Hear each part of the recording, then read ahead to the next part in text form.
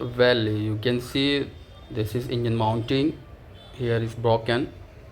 Engine kursi, engine mounting, engine foundation, like that, different name. And that is new one. We're going to change. We bring new. That is original for engine mounting, and that is transmission mounting. We're going to replace two mounting, and that is battery. We also replace, and that is location there inside for transmission. You can see here, that is transmission mount location. Hello friend, and welcome back to one another video. Well, you can see this is Mini Cooper 4-cylinder petrol engine.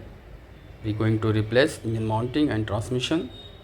We have already opened headlight. You can see that is location for engine mount.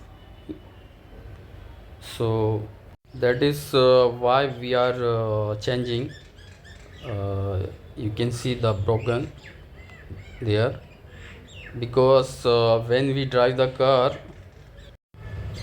there was vibration from steering wheel, and when we drive car facing vibration, little is jerking from steering side. Okay, then we check everything. We find mount is broken for engine and transmission. We're going to change. After change, inshallah, is problem solved.